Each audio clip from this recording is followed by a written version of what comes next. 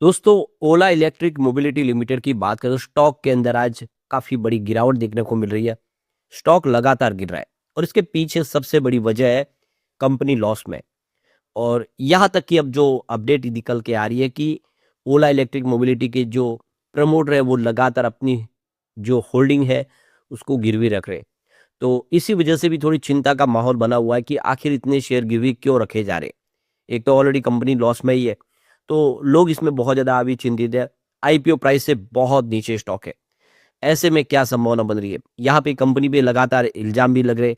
आपने देखा ही होगा कि गोवा के अंदर इनके जो शोरूम है उनको यहाँ पे बंद करवाया गया है, उनके सेल को रोका गया है, उनका रजिस्ट्रेशन कैंसल करवाया गया क्योंकि आफ्टर सर्विस ठीक नहीं है। और अब यहाँ पे एलजी इलेक्ट्रॉनिक्स जो कोरिया की कंपनी ने उनके ऊपर अपनी उनका पैटर्न चोरी करने का इल्ज़ाम भी लगा है। तो लगातार बहुत सारी नेगेटिव खबरें निकल के आ रही है। कंपनी का इसमें क्लेरिफिकेशन भी आए। तो इन सारी बातों को समझने की कोशिश करेंगे और आगे जाने वाले इसमें क्या ओला इलेक्ट्रिक मोबिलिटी की संभावना बनेगी, रिजल्ट की क्या संभावना बनेगी, उन सारी बातों को जानेंगे इस वीडियो के माध्यम से।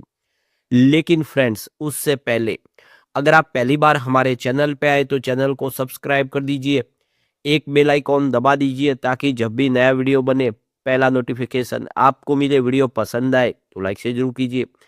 चलो फ्रेंड्स, वीडियो स्टार्ट करते हैं। मैं हूं आपका दोस्त एस बी दवे और हमारे अपने चैनल ऑनलाइन कमाई में आपका बहुत बहुत स्वागत है। सबसे पहले ओला इलेक्ट्रिक मोबिलिटी के कारोबार की बात करें तो 42.35 स्टॉक आपको ट्रेड करता हुआ दिखाई देगा, जहां पे 1.94% की गिरावट देखने को मिली है। करीब 2% के आसपास की इस समय स्टॉक के अंदर गिरावट है। तो कल की क्लोजिंग 43.19 के आसपास थी। आज गिरावट के साथ ही शुरुआत हुई और जहां से शुरुआत हुई वहां से एक तरफा गिरावट का माहौल बना है। स्टॉक 41.72 पर आ गया इंट्राडे में। बहुत ज्यादा दबाव में है, बिकवाली का जोर ज्यादा। अब इसकी परफॉर्मेंस देखें तो 3 मंथ का हाई 71.25 का है। पिछली बार सरकार की तरफ से इनको पीएलआई स्कीम का जो बेनिफिट दिया गया था, आप समझ सकते हो, उसकी वजह से स्टॉक ने दौड़ना शुरू किया है। जो करंट प्राइस है इसकी उसी के आसपास था, वहां से इसने बहुत अच्छी दौड़ लगाई थी। शॉर्ट टर्म में लोगों को फायदा हुआ था, लेकिन स्टॉक फिर वही आ गया। अब आप देखिए 1 ईयर का हाई इसका 102 का है। स्टॉक उससे भी बहुत नीचे है और आपको ये पता होगा कि 76 में इसका आईपीओ आया था। स्टॉक उस लेवल से भी नीचे आ गया है, लेकिन 3 ईयर का जो हाई है 157 का है। यानी आईपीओ के बाद इस स्टॉक ने अच्छी दौड़ लगाई थी, दुगना हुआ था, लेकिन उसके बाद जो गिरावट का सिलसिला है वो बहुत ज़्यादा है। अब 3 मंथ का जो लो है वो 39.91 के आसपास है। अब आप देख सकते हो स्टॉक उसी लेवल के आसपास आ गया है। 1 ईयर का लो इसका 39.60 का, ये इसका ऑल टाइम लो है। आईपीओ आने के बाद जो ऑल टाइम लो था स्टॉक उसके आसपास ही आ गया। आप देखिए आज का इंट्राडे का 41 का हाई था। इसका मतलब स्टॉक अब थोड़ा सा दूर रह गया है एक नया लो बनाने के लिए। अगर ये गिरावट का सिलसिला और 2 दिन चला तो ये अपना एक नया लो बना सकता है।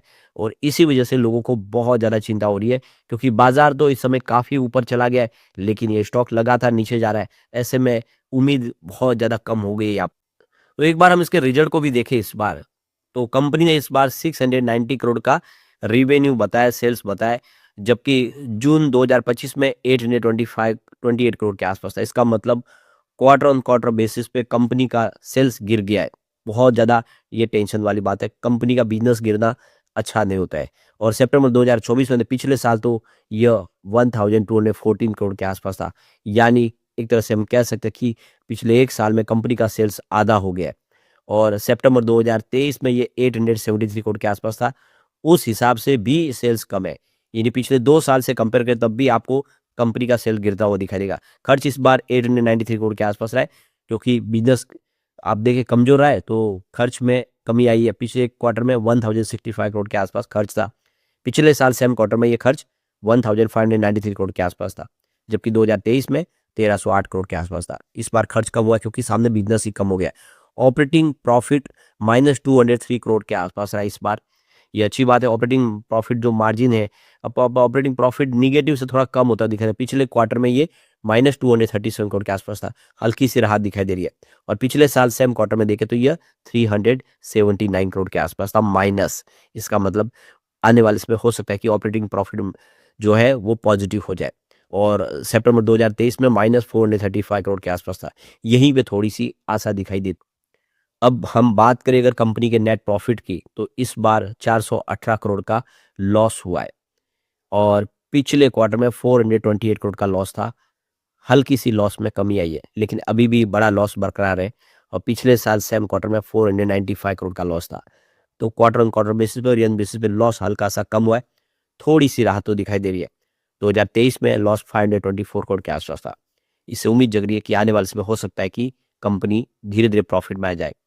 इस बार 0.95 माइनस रुपीज का आप देखें ईपीएस था, जो पिछले क्वार्टर में 0.97 रुपीज के आसपास था ईपीएस, और पिछले साल सेम क्वार्टर में -1.12 रुपीज के आसपास था, जबकि 2023 में ये -2.68 रुपीज के आसपास था। सेल्स गिरा है, जो कंपनी का लॉस है थोड़ा सा कम हुआ है, पर ओवरऑल इस रिजल्ट को हम ज़्यादा अप्रिशिएट नहीं कर सकते क्योंकि बिजनेस बढ़ना चाहिए। इस बार हमने देखा है कि ओवरऑल सितंबर में जो सेल्स के आंकड़े भी गिरे हैं कंपनी के। अब यहाँ पे जो रिपोर्ट निकल के आ रही कि भाविश अग्रवाल अपने कंपनी के जो शेयर है वो गिरवी रख रहे हैं, तो क्या निवेशकों को चिंता करनी चाहिए? तो ये देखो कि सितंबर तिमाही में कंपनी की हिस्सेदारी 25% और इन्होंने गिरवी रख दी है। यानी कुल उनके जो प्लेस शेयर है वो 10.11% है। तो उन्होंने ये कहा है कि ये लोन अपनी एआई कंपनी के कृत्रिम के लिए किया है, वो कंपनी को फंड की आवश्यकता है और इसी वजह से उन्होंने अपने शेयर गिरवी रखे। लेकिन इस कदम से जो निवेशक है उनको फाउंडर के रिस्क को लेकर चिंता बढ़ गई है, क्योंकि हिस्सेदारी काफ़ी कम हो गई है। तो ये देख सकते हो कि क्वार्टर वन में 8.09% के गिरवी शेयर थे, जो बढ़ के अब 10.11% हो चुके हैं। टोटल 25% की हिस्सेदारी और इन्होंने गिरवी रख ली है, ताकि जो आप देख सकते हैं कि जो अनडिस्क्लोज कंपनी के लिए जो फंड जुटाने की इनकी कोशिश है, जिसके लिए ये कर रहे हैं। तो इस कदम कदम से आप देख सकते हो कि फाउंडर के लिए जो शेयर होल्डर की सुरक्षा को लेकर रिस्क और सवाल उठ रहे हैं। तो अगस्त 2024 में ओला की लिस्टिंग के बाद ये तीसरी बार है जब भाविश अग्रवाल ने अपनी कंपनी के शेयरों को गिरवी रखा है। तो यहाँ पे कंपनी का बड़ा हिस्सा है जो गिरवी रख दिया है, और आप देखिए करीब 13.38 करोड़ शेयर गिरवी रखे हुए कंपनी के, जो कंपनी की कुल उनकी हिस्सेदारी का 10.11% है। तो ये देख सकते इन्होंने ये जो शेयर आदित्य बिरला कैपिटल के पास गिरवी रखे, और इसका जो मकसद है कि अनाम ग्रुप कंपनी के लिए लोन जुटाना बताया गया है। तो ये देख सकते कि कुल 30.02% की हिस्सेदारी में से 10% हिस्सेदारी ऑलरेडी उन्होंने गिरवी रख दी है, जिससे बहुत ज़्यादा चिंता हो रही है लोग। तो देखा जाता है कि आमतौर पर जो कंपनी के प्रमोटर अपने बिजनेस को बढ़ाने या कंपनी के काम के लिए शेयर गिरवी रखते हैं, लेकिन भाविश अग्रवाल का मामला थोड़ा अलग है। उन्होंने शेयर ओला इलेक्ट्रिक के लिए नहीं बल्कि अपनी अलग आर्टिफिशियल इंटेलिजेंस कंपनी के फंड जुटाने के लिए किया है। यानी एक और दूसरी कंपनी के लिए वो फंड जुटाना चाहते हैं, इस कंपनी के शेयर गिरवी रखे। और ये इससे जो मार्केट एक्सपर्ट है वो थोड़ा सा समझ रहे हैं कि ये मामला जो है गड़बड़ है, क्योंकि अगर आप ओला इलेक्ट्रिक मोबिलिटी के लिए गिरवी रखे शेयर फंड उठाए तो बात अलग है, लेकिन आप तो अपनी आर्टिफिशियल इंटेलिजेंस की जो एआई की कंपनी है उसके लिए फंड जुटाने के लिए यहाँ से शेयरों को गिरवी रखते हैं, जोखिम बढ़ जाता है। तो अब देखिए ज़्यादा चिंता बन रही है और शेयर की प्राइस भी नीचे है, तो रिस्क है, शेयर होल्डर को भी थोड़ा सा सावधान होना ही चाहिए। तो यहाँ पे चिंता का विषय ये है कि एक तरह से निवेशकों के लिए जो चेतावनी का संकेत है कि जब अगर प्रमोटर कर्ज नहीं चुका पाएंगे तो जो बैंक या लैंडर उनके शेयर बेच देते हैं, और फिर वो औने पौने भाव में शेयर अगर बेचते तो प्राइस और तेजी से गिर सकती है। तो अब आप देखिए उन्होंने पर्सनल अपने यूज के लिए ओला इलेक्ट्रिक के शेयरों को गिरवी रखा है, न कि कंपनी के काम के लिए। और इसी वजह से अगर आप देखें तो अगर कर्ज चुकाने में दिक्कत आती है तो फिर आगे प्रॉब्लम हो सकती है। तो कुल मिला के ये देख सकते हो कि ये मामला है इस समय थोड़ा गड़बड़ दिखाई दे रहा है। दूसरी तरफ देखें तो कंपनी के ऊपर इल्ज़ाम लगाए एलजी इन एनर्जी सॉल्यूशन ने कि हमारी जो प्रायोरिटी जो पावर सेल टेक्नोलॉजी उनको छुराया है ओला इलेक्ट्रिक ने। लेकिन कंपनी ने इनकार किया है कि हम उस टेक्नोलॉजी का हमारे को ज़रूरत भी नहीं, हमने किसी प्रकार से उस टेक्नोलॉजी को नहीं छुराया, हमारे को उसकी आवश्यकता भी नहीं। तो यहाँ पे देखो कि ओला इलेक्ट्रिक ने यहाँ पे उन इल्ज़ाम को बेबुनियाद बताया जो दक्षिण कोरिया की कंपनी एलजी एनर्जी सॉल्यूशन ने लगाए। बैटरी से जुड़ी टेक्नोलॉजी लीक करने का आरोप लगाया है। उनका कहना है कि ये आरोप जो हमारा बेबुनियाद है। कंपनी ने कहा कि पुराने पाउच सेल फॉर्मेट में किसी प्रकार की उनको कोई दिलचस्पी नहीं है, हम नई टेक्नोलॉजी से आगे कम बढ़ रहे हैं। तो देखना होगा कि ये मामला कैसे होगा, क्योंकि जांच कर रही है वो। देख सकते हो कि एलजी एनर्जी सॉल्यूशन जो एलजी कंपनी है पूरे मामले की जांच कर रही है। तो आप देख सकते हो कि कंपनी ने हाल में ही जो S1 pro electric scooter launch किया, उसके अंदर 4680 भारत सेल्स बैटरी का इस्तेमाल हुआ है। और ये एक तरह से मेड इन इंडिया के तहत इन्होंने बैटरी बनाई है। इसी को लेकर यहाँ पे सवालों के घेरे में कंपनी आ गई है। तो ये देखना होगा कि कंपनी इस पूरे मामले से कैसे बाहर निकलती है। लेकिन कुल मिला के इस समय थोड़ा सा जो निवेशक है उनको सावधान रहने की जरूरत है इस शेयर को लेकर।